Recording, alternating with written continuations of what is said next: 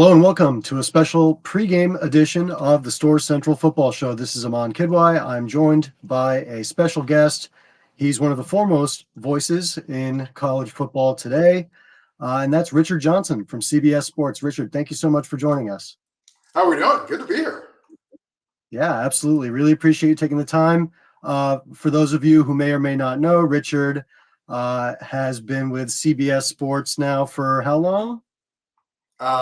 It's a little over a year now. A little over a year. Yeah, Wonderful. a little over a year. I started in August of 2024, and it's been a good run, man. It's been a lot of fun to get more on camera, do more TV stuff, culminating in Saturday at the Rent. Wonderful. And Richard is also one of the hosts of Split Zone Duo, a tremendous college football podcast that I listen to on a weekly basis.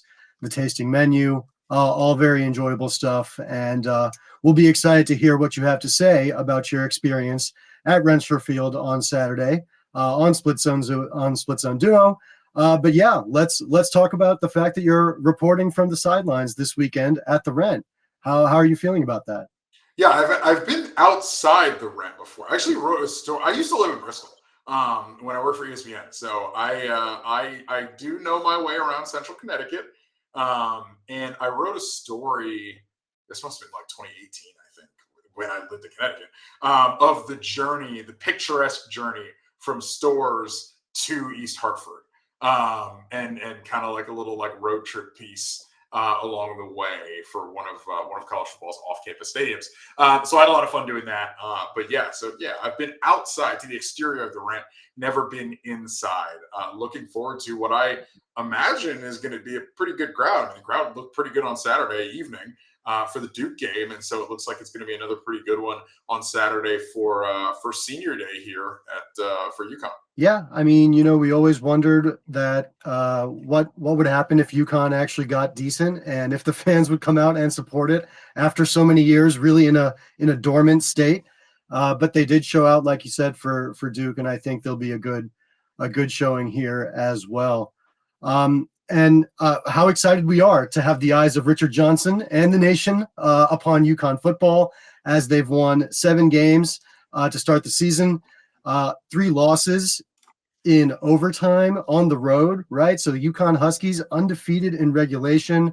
Obviously, you're going to be reporting live from the sidelines this Saturday. You've had a chance now to probably scout the Huskies. What's your read on them? What is kind of your take on what's been making the Huskies tick? Well, the obvious is Fignano, and just I mean they have a statistical anomaly in turnover ratio in the good way for them. Unfortunately, you hope it doesn't bounce back the other way, either Saturday or next year, as turnovers tend to do. They actually do sort of even out over the course of time. But for now, ride the lightning while you got it. If you're not turning the ball over because Fignano has the ball out on time in the right place, doesn't take a ton of risks, I should say, that he shouldn't, and he's holding on to the ball, and you're sustaining drives, and you're able to control the game a lot with your offense just being efficient while not necessarily or I should say explosive while not necessarily the most efficient outfit, but certainly efficient enough. Like, that's the recipe to win a lot of football games, and that's what they're doing.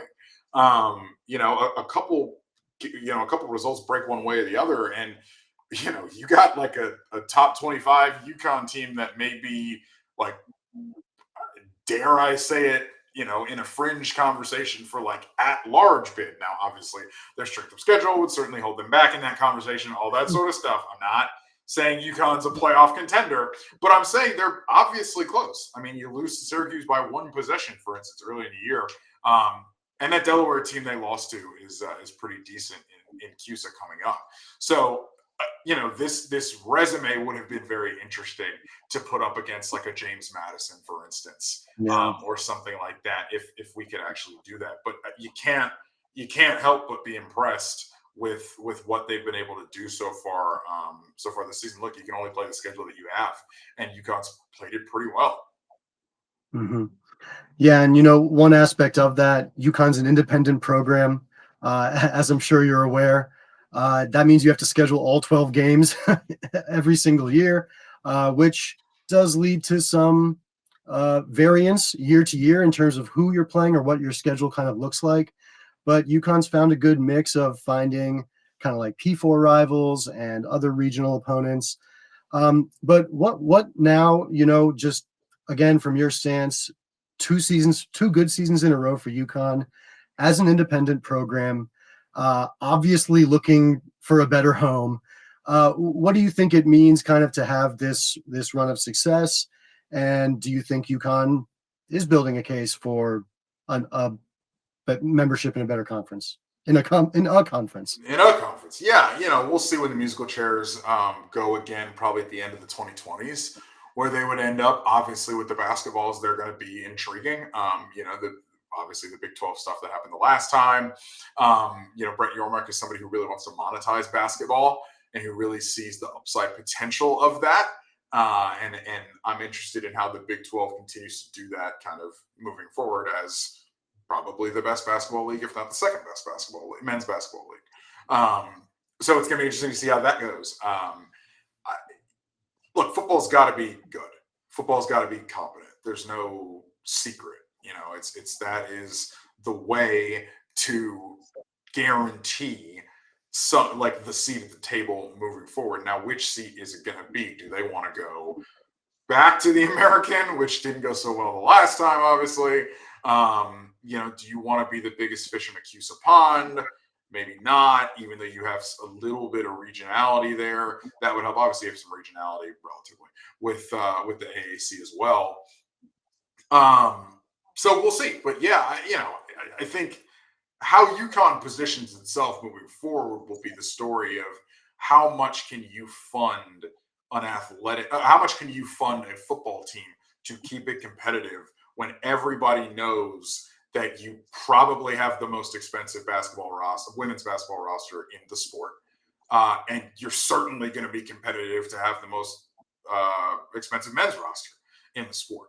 So with those two mouths to feed off of rev share, what is left for football? And if you want to be competitive in football, you're probably going to be needing to spend in the double digits of millions of dollars, over 10. Does UConn have that?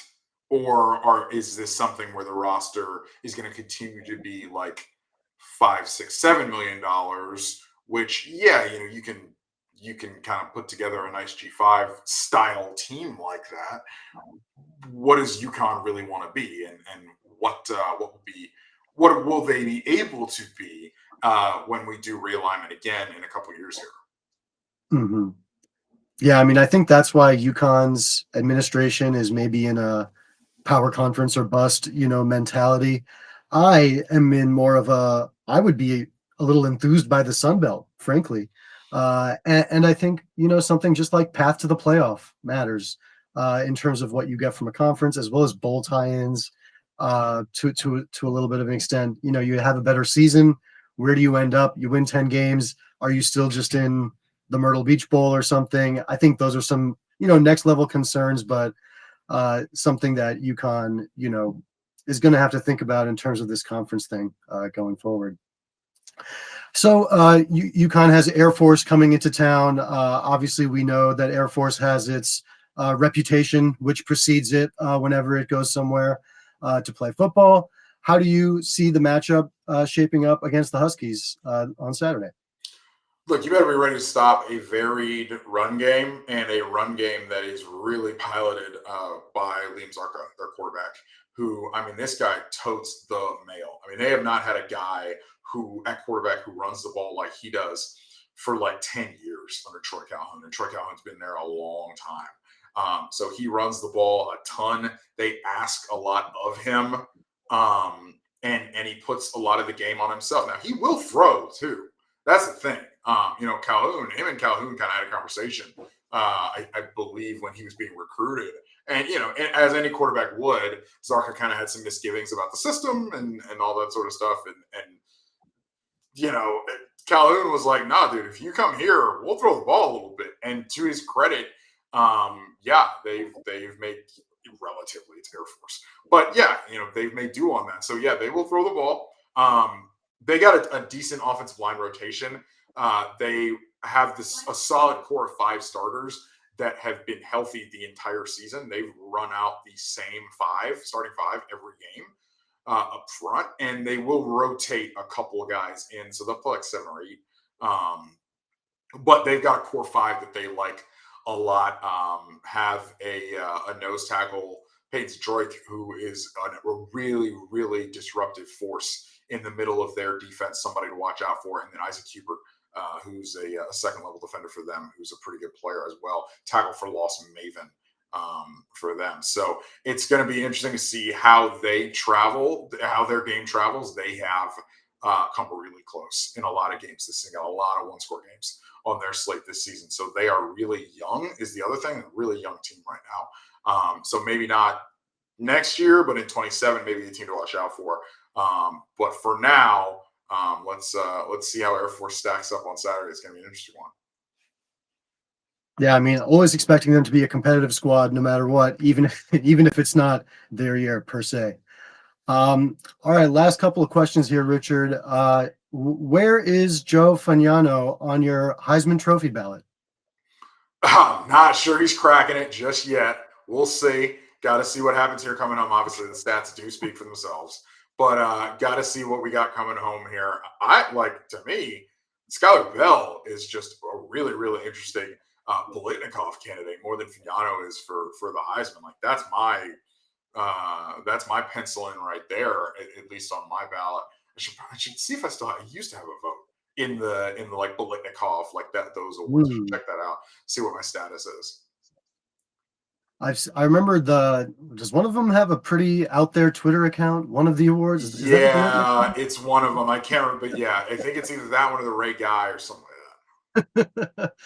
All right, and then Richard, I mean, final question. Jim Mora obviously comes over to UConn 2021. A lot of concerns, a lot of why does either of them want either of each other in this situation?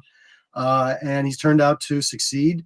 Obviously, a question on UConn fans' mind is he going to be a candidate for other jobs, other coaching jobs that might pay him more money or be a, quote unquote, better situation?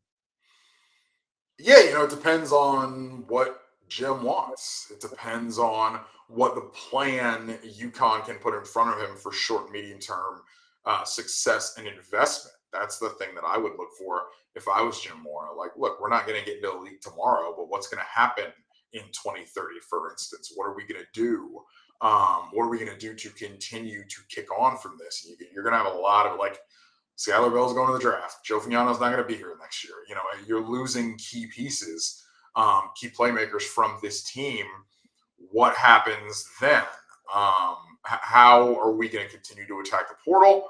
How are we going to continue to, if you want to just say, hey, we're a pro model, okay. Like if that's going to be your brand, all right. It's worked pretty well to get this roster together over the last couple of years. But you better watch out from what's happening here in the Northeast, because Delaware it belongs. Absolutely. You don't have to tell UConn fans that Delaware belongs.